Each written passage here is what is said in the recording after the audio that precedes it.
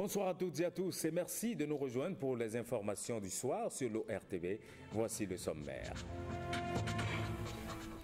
Révision de la Constitution, le Front citoyen pour un Bénin révélé donne carte blanche au Parlement. Il a organisé un sit-in au Palais des Gouverneurs. Dans cette édition, à suivre le reportage. Fin des travaux du Forum sur la couverture santé universelle, une contribution à l'accélération de la marche du Bénin vers l'assurance pour le renforcement du capital humain.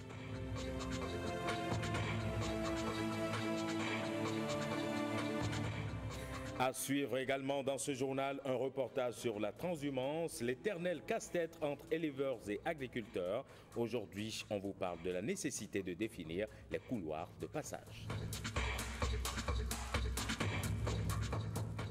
Bonsoir et bienvenue à tous. Avant de commencer, direction le palais de justice à Cotonou.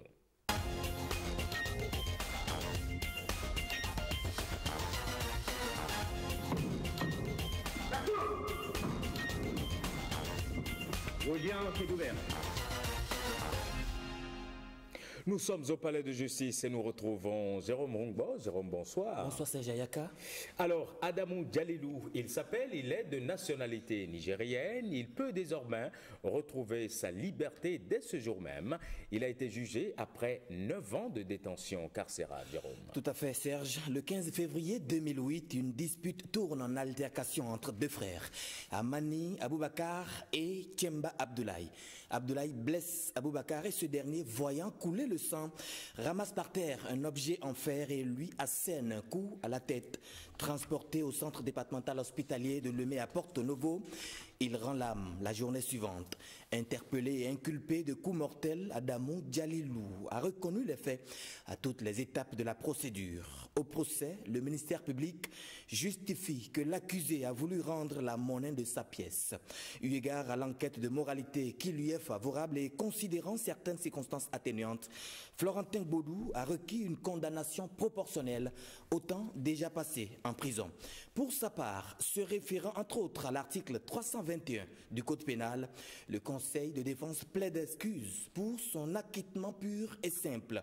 L'infraction coup mortel est punie par la loi en référence à l'article 309 alinéa 4 du Code pénal, a rappelé la Cour. Elle condamne Adamou Djalilou à 8 ans de travaux forcés et pour avoir déjà limé ses dents pendant 9 ans contre les barreaux. Vous convenez avec moi, Serge Ayaka, qu'il peut désormais goûter aux fruits de la liberté et retrouver ses 2 enfants. Composition de la Cour. La Cour a été présidée par Faustin Anagonou avec comme greffier Victor Oladikpo. Florentin Gbodou a défendu les intérêts de la société civile, tandis que Maître Vincent Torosi a défendu l'accusé de ce jour. Alors, les travaux reprennent lundi prochain, Jérôme. Tout à fait, les travaux reprennent lundi. Le dossier de lundi 3 avril porte l'infraction association de malfaiteurs, vol à main armée. Et pour cela, 4 prévenus vont comparaître. Jérôme Rongbo, merci beaucoup et à lundi. Merci.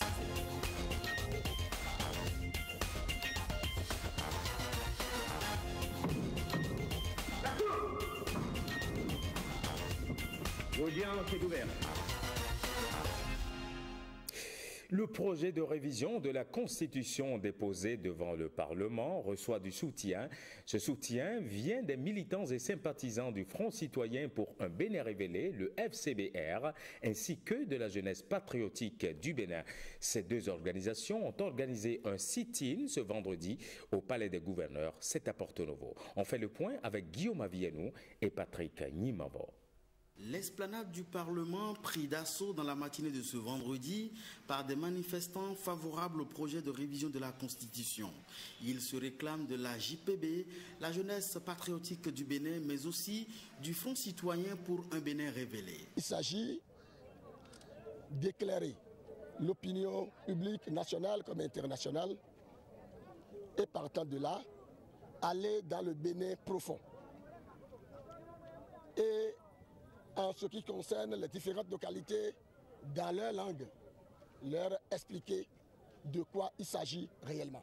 Ce dont il s'agit selon les manifestants, c'est la volonté de l'exécutif de mettre à la disposition du pays une loi fondamentale plus moderne, répondant aux nouvelles exigences en matière de bonne gouvernance, en remplacement de celle vieille de 27 ans. Le texte envoyé par le gouvernement à l'Assemblée nationale propose, entre autres, la constitutionnalisation de la Sénat, l'imprescriptibilité des crimes économiques et la liste est longue.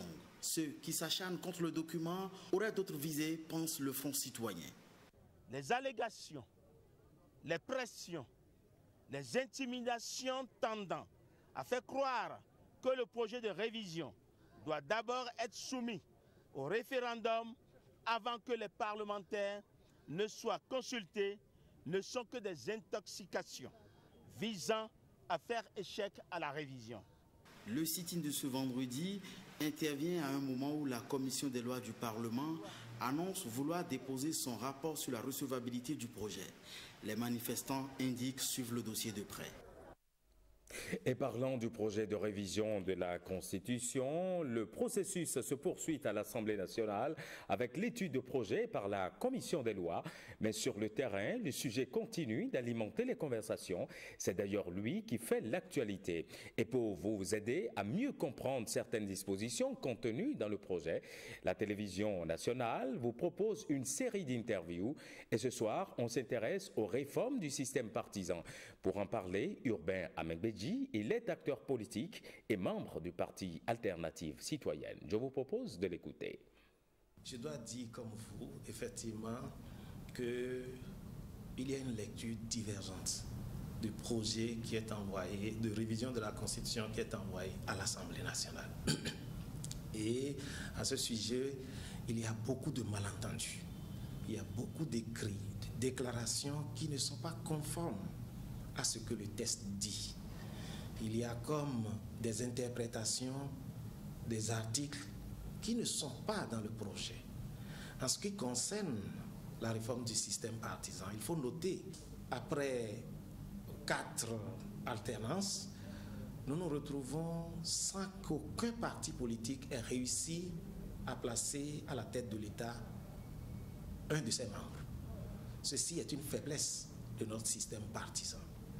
Nous nous retrouvons avec une multiplicité de partis politiques, une fragmentation sans fin du système partisan, avec des partis sans financement public et qui, en ce moment, se retrouvent être la propriété de personnes qui sont fortunées ou être noyautées par des forces d'argent qui les tiennent et qui agissent sur le fonctionnement et également sur leurs décisions.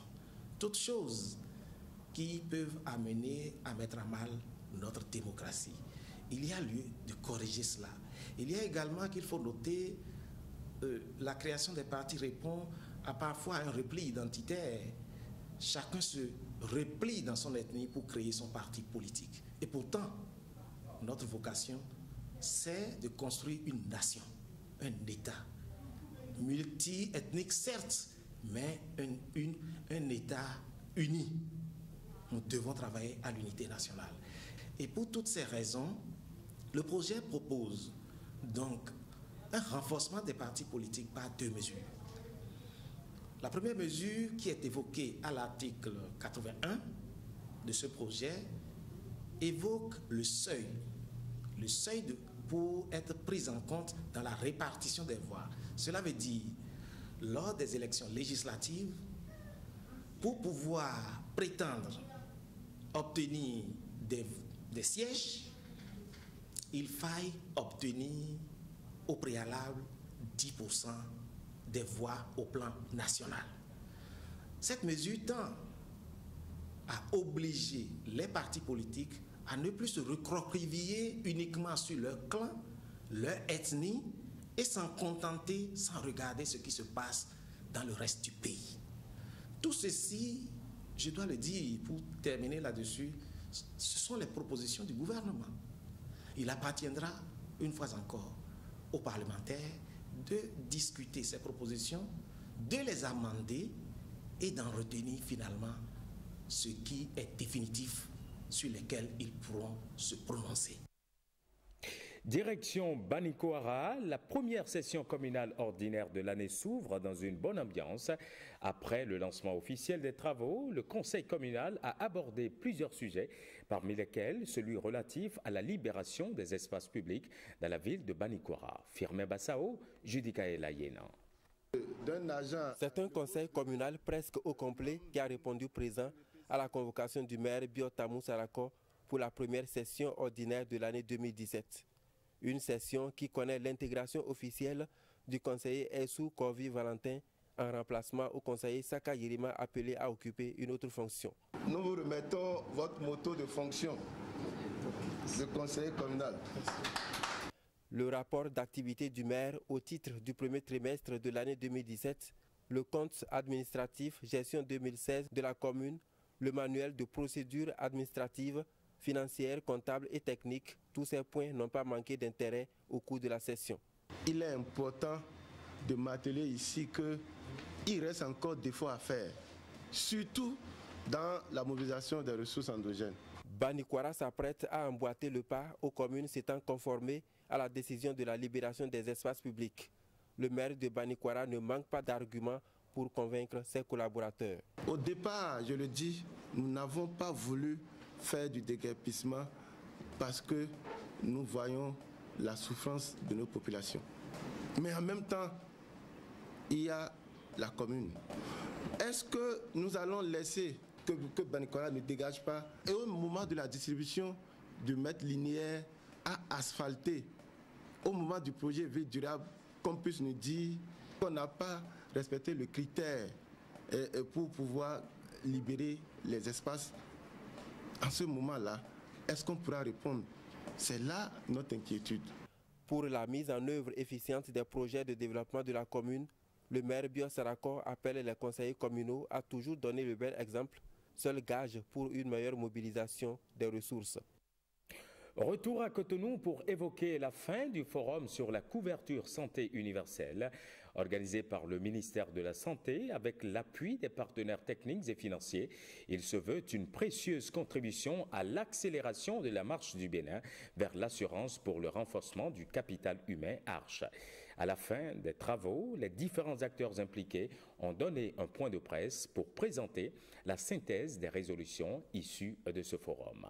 On fait le point avec Enoch Rompati et Augustin Baudou.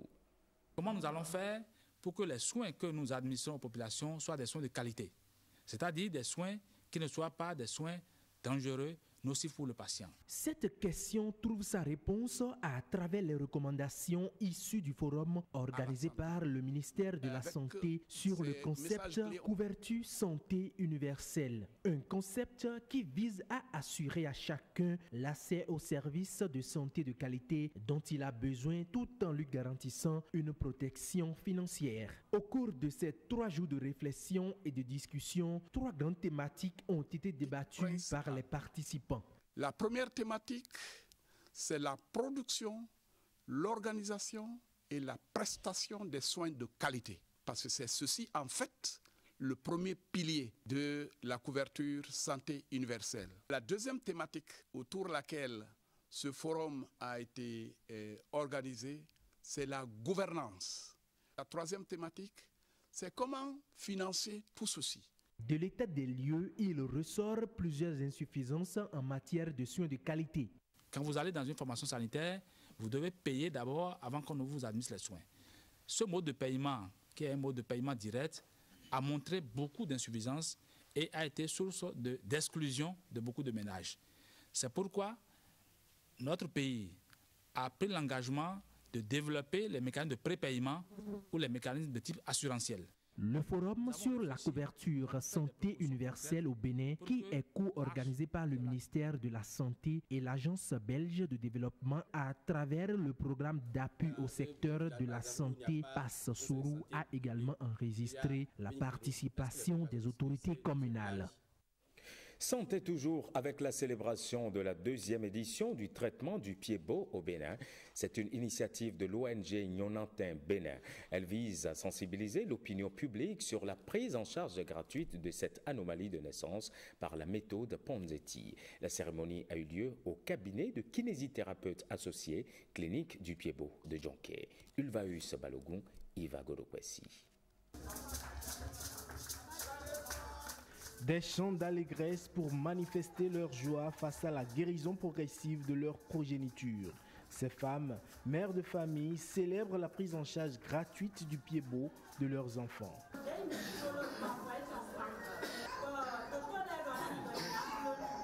Le pied beau est une malformation congénitale des os du pied, de leur articulation et des parties molles. Sa prise en charge gratuite par la méthode Ponzetti est la spécialité de l'ONG Nyonantin Bénin. On fait une évaluation pour voir vraiment la sévérité de la déformation et puis après on fait des plâtres successifs.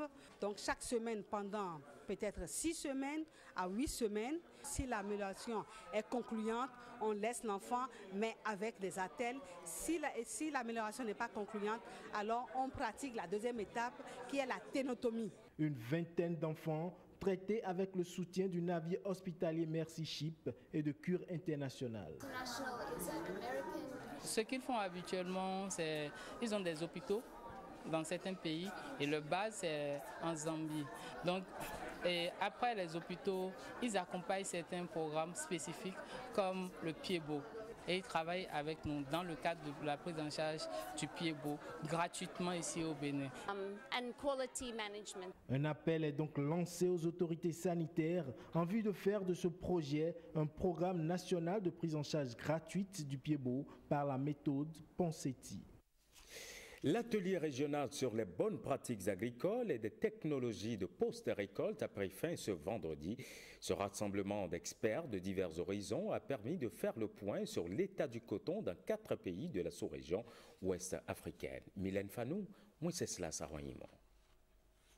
Augmenter durablement les revenus des femmes et hommes impliqués dans la production et la transformation du coton. C'est l'objectif de cet atelier régional. En organisant le présent atelier, le projet USAID C4CP offre aux partenaires régionaux que vous êtes un cadre d'échange et de partage d'outils coproduit au cours de la première année de mise en œuvre avec ses partenaires nationaux. Le projet Partenariat pour le coton au Bénin, au Mali, au Tchad, au Burkina Faso est le 2e dans le secteur du coton. Et est le 2e projet dans le secteur coton après le programme pour l'amélioration du coton en Afrique de l'Ouest, ou OACI, tous deux financés par le gouvernement américain à travers le Bureau de la sécurité alimentaire et le Bureau régional de USAID pour l'Afrique de l'Ouest. C'est à juste titre que le gouvernement soutient cette initiative. J'ose croire que les modules de formation développés par le projet permettront de trouver des solutions idoines pour lever les contraintes de l'heure afin de relancer véritablement le secteur agricole dans nos différents pays. Le ton est donc donné pour échanger sur les outils de bonne pratique agricole en vue d'une augmentation durable de la productivité du coton. Et à propos d'agriculture, les conflits entre agriculteurs et éleveurs sont toujours d'actualité au Bénin. En cause, le non-respect des couloirs de passage. Les agriculteurs accusent les éleveurs de détruire leurs plantations avec le passage des ruminants. Kwakpassa, un village de la commune de Bonou, a fait les frais de ce conflit meurtrier il y a 2 ans. Koudous Abdoulaye s'en est inspiré pour réaliser le magazine que voici. Un petit répit sous l'arbre à palabres pour profiter de l'oxygène procuré par cet environnement sain. Derrière ces visages souriants de ces producteurs de Kwakpassa se cache le souvenir d'un affrontement entre transhumants et les habitants de ce village de la commune de Bonou. Todjino emporte toujours les séquelles. Le coupe-coupe que j'avais dans ma main a été récupéré. Ils m'ont tabassé et vous regardez les séquelles que j'en garde. En plus de ces séquelles, il y a la peur qui anime ces producteurs à l'annonce des transhumants. Ces gens, une fois arrivés sur le territoire de notre village, nous empêchent d'aller au champ. Ce qui fait que nous vivons dans la stupéfaction et dans la peur. Le conseil communal a renforcé le dispositif sécuritaire en sollicitant l'installation d'une base militaire. Mais il ne compte pas se limiter à cette action. On parle de transhumance, mais nous n'avons pas de couloir dans la commune de Bonou. Dans toute la vallée, il n'y a pas de couloir de transhumance. Donc c'est ce qu'il fallait faire d'abord avant de parler de la transhumance. Nous parlons de la transhumance, sachant bien que nous n'avons pas de couloir de transhumance dans la commune de Bonou. Nous n'avons pas de choses là. Donc dans l'avenir, nous comptons vraiment que les partenaires nous accompagnent à tracer aussi ces couloirs. Il y a des grands couloirs qui sont reconnus par la CEDEAO. Et donc au moins, par exemple, le couloir 3 et le couloir numéro 2 qui rentrent dans notre pays, qu'il faut reconnaître. Mais il y a des couloirs de commerce de bétail, c'est-à-dire que quand les animaux quittent le Niger ou le Burkina en route vers le Nigeria, ils traversent souvent les différents marchés à bétail qui se trouvent sur notre territoire. Donc il faudrait qu'il y ait des axes pour pouvoir relier ces marchés à bétail-là. 1000 km de couloirs sont prévus sur tout le territoire national pour faciliter la cohabitation entre ces deux communautés. On n'a pas encore touché par exemple les communes de disons, la zone Agonlé, c'est-à-dire quand on prend Kove, Zanyanado, Wenhi un peu, mais ce n'est pas encore suffisant. Il y a les communes aussi du plateau, c'est-à-dire Ketou, Pobé, on n'a pas encore touché ces communes. Non-achèvement des couloirs de passage et ceux déjà effectués demeurent méconnus. Je donne l'exemple du centre. On finit de tracer ces couloirs et certains paysans prennent le malin plaisir de venir mettre des buts et mettre du manioc. Et ils vont dire quand les bêtes passent là que les bêtes ont détruit notre champ. Ces couloirs-là aujourd'hui ne sont pas des couloirs qui sont respectés parce que quand vous prenez ces couloirs, qu'on dit couloirs internationaux, tout ça, vous allez retrouver des villes, je ne dis même pas des villages, des villes au milieu de ces couloirs. Il faut veiller à ce qu'entre deux communes, dans le cadre des intercommunalités, que les gens puissent mettre en lien, c'est-à-dire quand un couloir quitte par exemple Djidja et doit rentrer à Abomey, si Abomey fait son aménagement, il doit être en lien avec Djidja, pour que le couloir qui quitte Djidja puisse être en lien avec celui d'Abomey. C'est une urgence. Boucler les 1000 km de couloirs pour la transhumance au Bénin, afin de favoriser l'épanouissement de ces deux piliers de l'agriculture et préserver les conflits entre nos communautés à la base.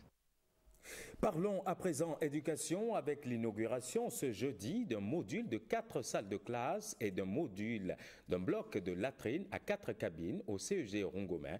C'est dans la commune de Zakbota, une initiative de la Fondation à Javon Sébastien Germain. Gilles Dansou pour le reportage.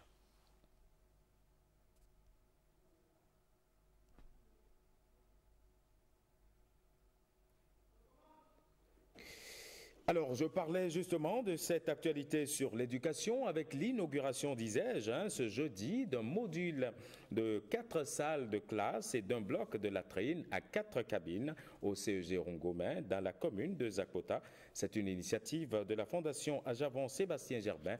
On reviendra dans nos prochaines éditions sur cet élément de Gilles Dansou. Allez, le monde entier célèbre aujourd'hui, 31 mars, la journée mondiale de la sauvegarde des données informatiques. Elle vise à rappeler aux populations utilisatrices d'ordinateurs, de smartphones et de tablettes les risques encourus en stockant des données sur un seul support. Dima Ambroise Zissou, secrétaire général de la Commission nationale de l'informatique et des libertés, revient ici sur le bien fondé d'une telle journée. Ce sont des propos recueillis par Rachidatou Biomama.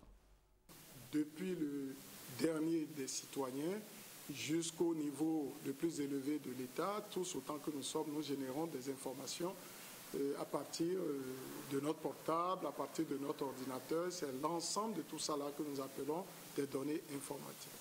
L'importance de les sauvegarder est telle que si on ne les sauvegarde pas, imaginez vous au niveau de la caisse sociale où parce qu'on ne les sauvegarde pas, on ne fait pas des backups réguliers, qu'on perd du jour au lendemain toutes les données concernant les retraités.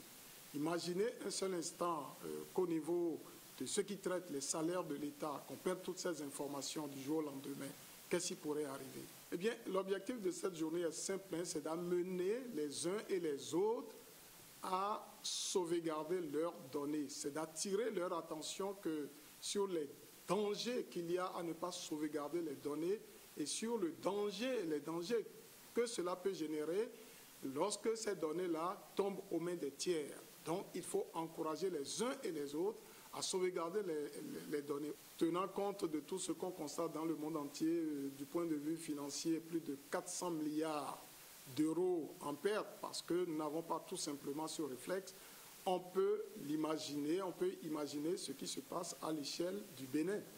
Peut-être pas jusqu'à ce point, mais le risque est grand dans notre pays parce que tout simplement, nous n'avons pas toujours ce réflexe.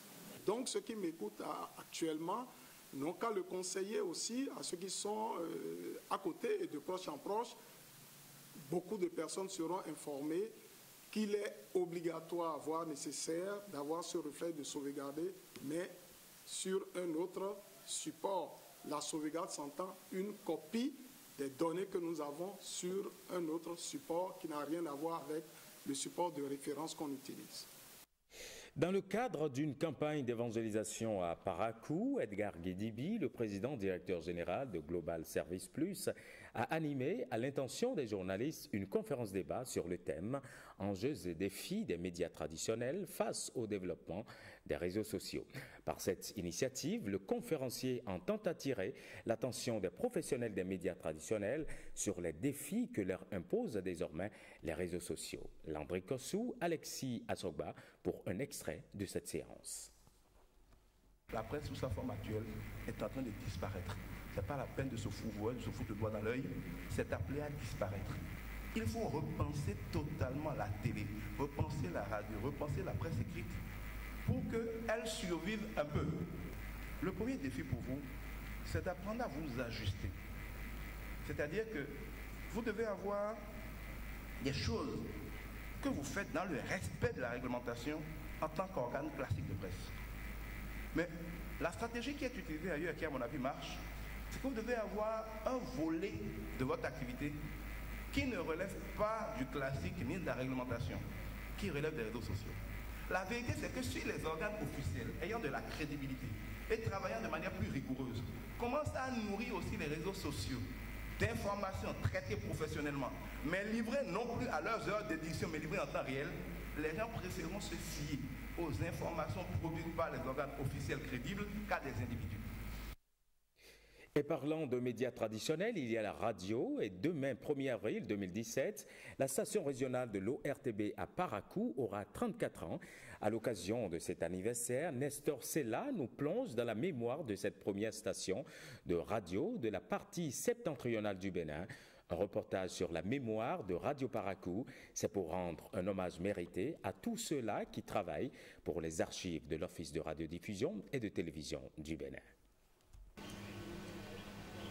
La radio, c'est de la mémoire. Et Radio Parakou en dispose.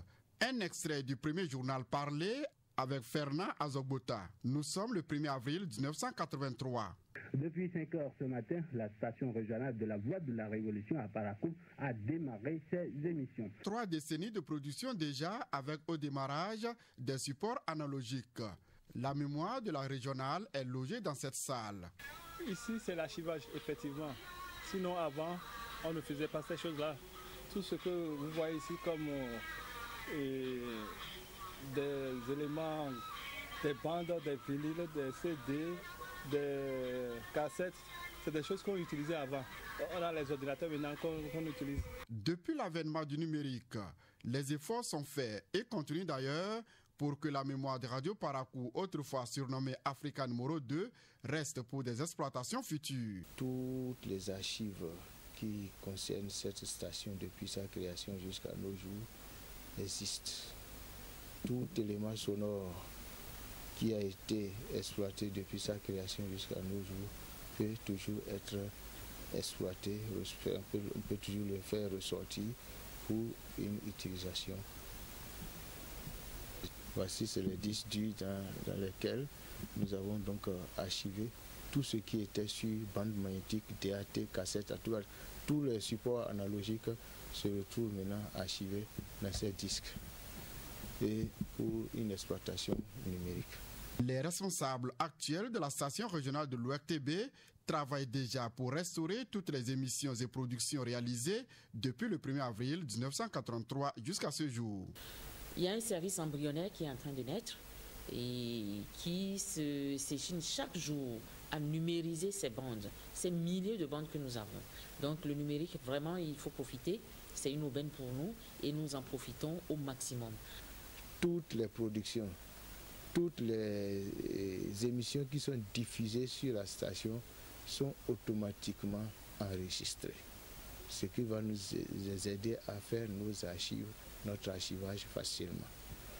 La volonté de la directrice régionale de sauver les données de ces milliers de bandes qui se détériorent au fil du temps est manifeste. Aujourd'hui, il y a même des logiciels, on va vers là.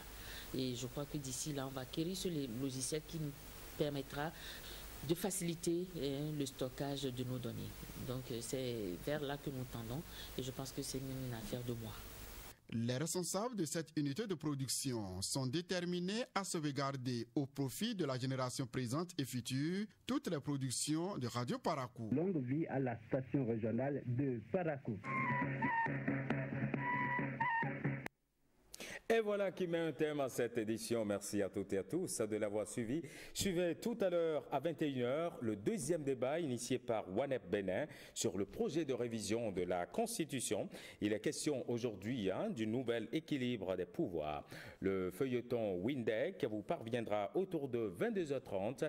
Le journal du soir, vous le savez, c'est à 23h. Aujourd'hui, c'est une présentation de Jérôme Hongbo. Cette édition est à retrouver sur notre plateforme, le www.ortb.bj. Bonne nuit sur l'ORTB. À bientôt.